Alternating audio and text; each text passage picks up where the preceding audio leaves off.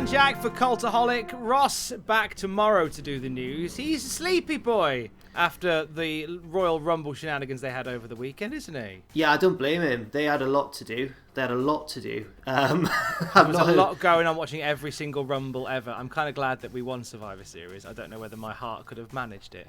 I'm really glad as well. Me, you and Sam, we did it. We did it. And who is champ at the moment? It's vacant at the moment because you and Sam drew.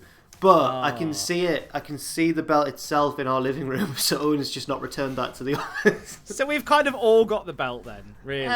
In a way. It's like 2.5 men, but the belts are, I don't know. No way, not 3 men and a...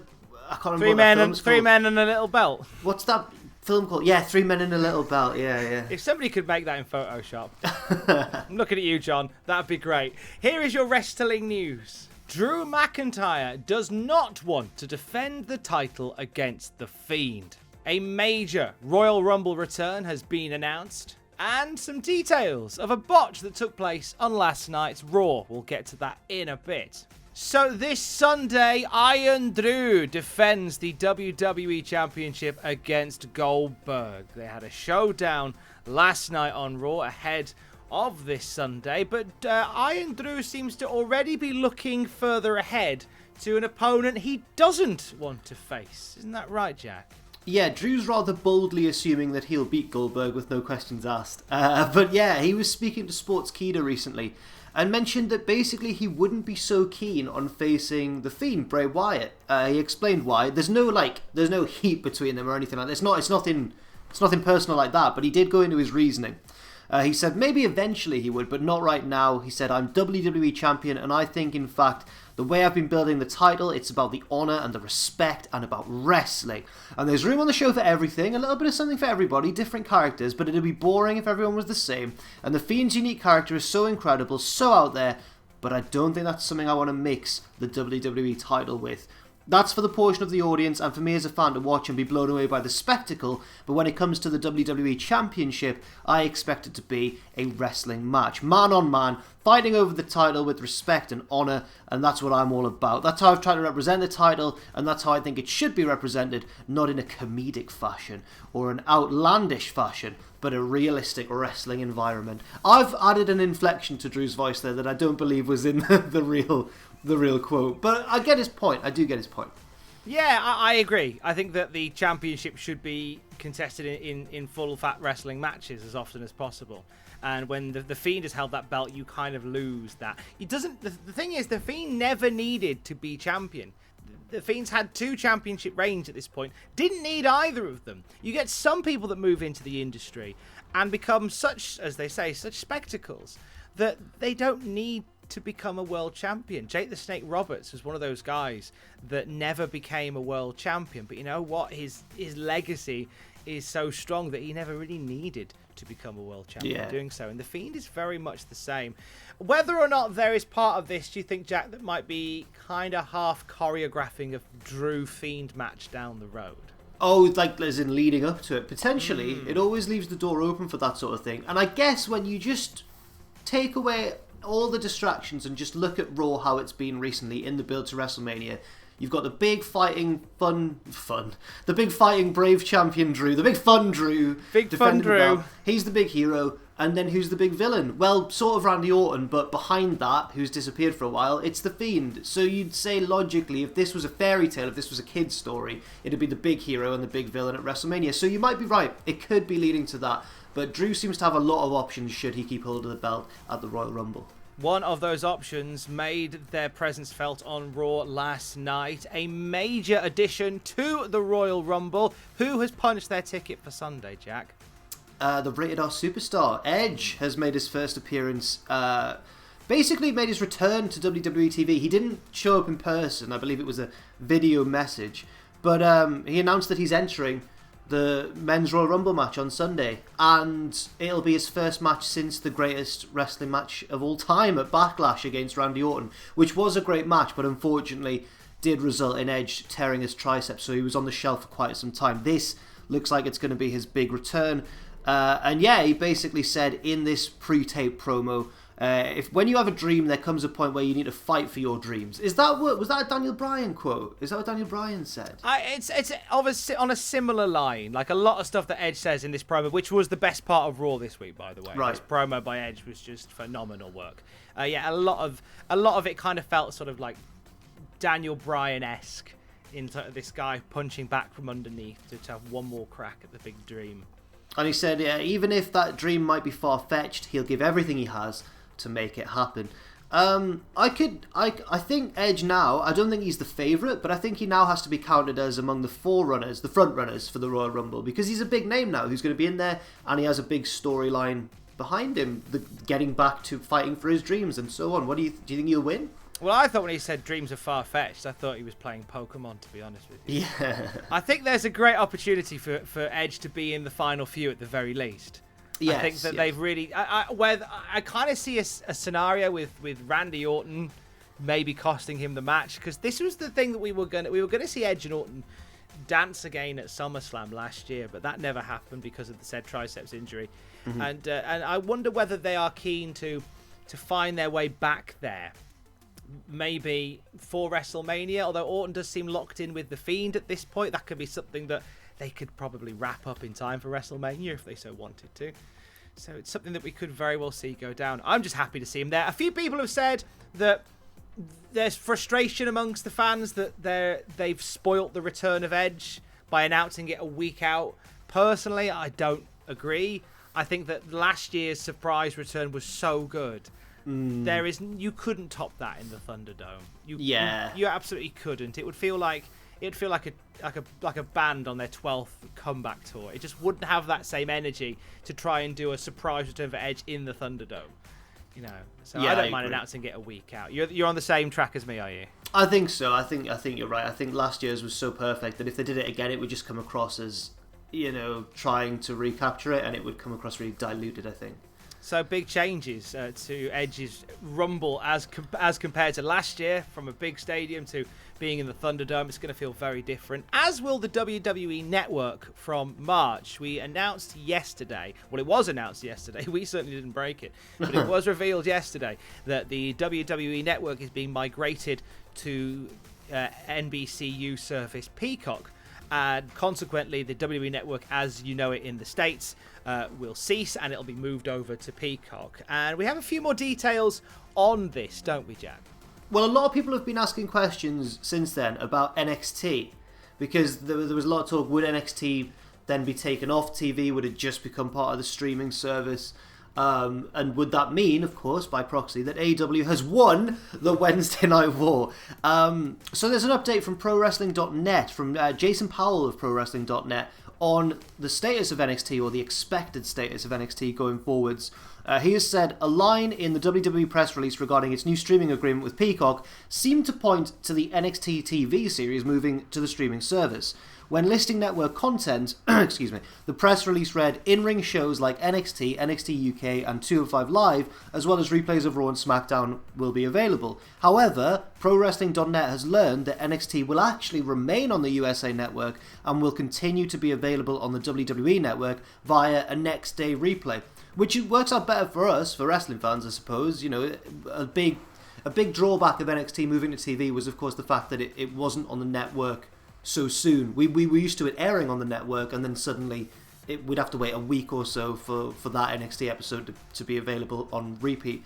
Now it seems like it's going to be there on next day replay, which is good news, Tom, I reckon. That's a big thing, that is. It feels like there was some concern about WWE Network being migrated over or sold on, or however you refer to it, to NBC. But I feel like there's a lot of good coming out of this. For a lot of people, the network will be cheaper, and you'll have access to a wide range of non-wrestling shows to watch as well through Peacock, and also you're going to get a lot of shows quicker by the looks of it, which I feel like there's a lot of big wins in this purchase, which should start to take place from March. So if you are on the network, whether or not you're getting it, I presume there'll be an email sent round to say, hey, you're over here now. Is it changing for us? Here. Is it changing for us in the UK, or is this just for? No, it's going to be the same. No. Outside the US, business as normal. So right. So I think Canada has a similar issue where you have to get network via a television provider. Right. So that doesn't change. We still get it in the old weird and wonderful ways that we still get it over here. So nowhere else does it change. Nor does it mean that AEW has won the war, because NXT is still going. They certainly felt like they did when Jon Moxley turned up all those years ago. Jon Moxley on the news today because somebody has asked the question as to whether or not he would return to McMahon Land. What's the score here, Jack? Well, he said that he would, but not so much. That sounds really massive news. Moxley wants to return to WWE. Moxley defo being in the Rumble. It's not quite like that, but what he's basically said is in the words of Justin Bieber and Biffy Clyro, never say never. Mainly Moxley, Biffy Clyro, that one. Mainly Biffy Clyro, but mainly I think Bieber took it from them. AEW star Jon Moxley recently spoke to Bleacher Report for an AMA and Ask Me Anything. And during this Q&A, he was asked by a fan if he would ever consider returning to WWE at one point. And he said, you've got to say never, because you don't want to run back what you said years later, because you don't know what will happen, as we know. I mean, just look at the wrestling business, Tom, in the past 2 years or so. It's unrecognizable from how it was before then. There's a new competitor in the market. Everything's gone mad. New Japan went through a phase of being more mainstream and could get there again quite easily. So everything's changed, and I agree when Moxley says you can't say you'd never go back because you don't know what's going to happen. Who knows? He said, just the creation of AEW was so vital to the wrestling industry, and that's part of the reason why I'm so proud to be a part of it. But I wouldn't rule out ever doing business with WWE again. We had a mutually beneficial relationship for a long time. So this isn't Moxley saying, I'm done, I've lost the belt in AEW, I'm gone. It's just him saying who knows what on earth can happen in the next few years. So he's not going to rule it out just for the sake of making a statement, I suppose. I, for one, am excited for Legends Night 2029 featuring a Shield reunion. Okay. Remember I said that? That would be a WTF moment. Ross is back with those later, by the way. He's not on the news, but he is here for WTF moments from Monday Night Raw. And there was quite the WTF moment from Raw to finish on today, featuring the 6-woman tag. Yes. That kind of opened the show. So I've seen... I've watched Raw already. I know, right? Lucky me. And so the show starts with Charlotte and Shayna Baszler. Oh, sorry. No, not quite. I'm jumping ahead. I know. Yeah. I'd be so excited. Charlotte and Shayna have themselves a brief little match. We see Nia Jax get involved for the DQ. We see a run-in from Dana Brooke and Mandy, or Dandy, as they're better known. Lacey Evans gets involved. It becomes a 6-man tag. And it all goes a bit Pete Tong from there, doesn't it, Jack?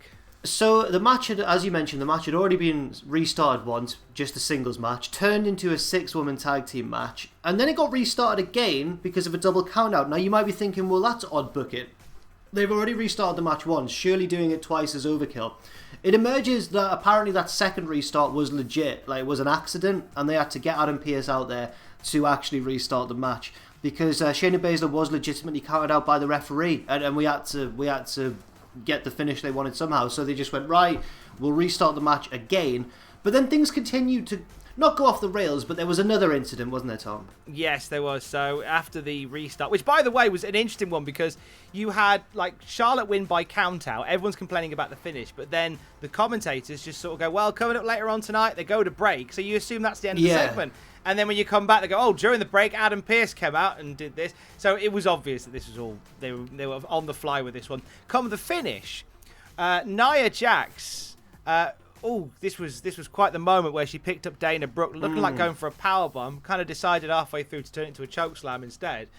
And Dana Brooke coming down very hard on her head from this move. Like, you even see Dana instinctively, very rarely do you see them do that off a chokeslam, but she instinctively grabbed the back of her head very momentarily as she hit the ground. She landed very awkwardly, and this was the end of the match. Shortly, moments later, we saw a leg drop from Jax and then a 3 count. We can happily confirm that Dana Brooke is all right, but it was a really dicey moment when she banged her head, and I think this is unfortunately going to start more conversations about the in-ring ability of Nia Jax. Yeah. She seems to be in the centre of these more often than she probably should be. Yes. Now, as you mentioned, Dana Brooke is apparently 100% okay, which is great news. But yeah, it will probably bring back a bit of that conversation about Nia Jax. I saw a few tweets comparing her to the situation with people like Keith Lee, where there were reports, obviously, that they'd been sent back to the Performance Center to learn how to wrestle, and people were saying, well, how can you send, Keith Lee back and teach him to work a different style when your priority should be making sure that everybody can hit the moves safely? And as you mentioned, Nia often is at the center of a lot of these. I mean, recently we had the whole Kairi Sane thing where she threw her into the ring steps and her head bounced off it. And yeah, it's just going to bring up a lot of that criticism again. What I will say is that let's all remember, before we get too brutal, that Nia's not doing this on purpose. She's not trying to hurt her co-workers. Oh, no. It might just be a case that she needs to sharpen up a little bit, and maybe she does need to, go back to the... Or maybe I don't know the solution, but what I will say is, yeah, let's remember that these are accidents, and even though, yes, they shouldn't be happening, that doesn't mean she's malicious in any sort of way. Absolutely not. Absolutely not. There was two things in that match that I think seems to happen a fair bit on Raw, which is referees blundering a finish, because the referees are, from what we understand, not informed of how the match is going to go to get that organic response. I don't know how true that still is. And obviously with the Nia Jax situation, when we know more about these things, of course, you'll know more at cultaholic.com. Ross, later on today with WTF Moments, will talk more about the goings on Monday Night Raw. I'll talk more about it on Raw Graded. And if you want to break from all that, well, the Cultaholic Classic SmackDown review is on later on the podcast feed. Myself and Matthew going back to the heady year 2000, Jack. Things seemed so much simpler back then. Which month are you up to in 2000 there, Tom? So we are in April. We've just... Oh, no, sorry, not April. I apologise. We are in July. Okay. We've just finished Fully Loaded 2000. What a show. And we are about to talk about the debut of The Good Father in Right to Censor. Tom, you are fast approaching, and I believe it took place in August or September, the third match that I asked for in Desert Island Graps, the Steve Blackman-Albert match. I can't wait for you to get there. I cannot wait. We may have to get you on that episode. I would happily do it. The problem is that there's two, I think, Steve Blackman-Albert matches around that time, so we need to make sure it's the right one first. That's vital. But I'll send them both for quality checks for you before that. Yeah. Subscribe to the Cultaholic podcast feed. You get that later on today. You lucky devil. Stay safe. Love you. Bye.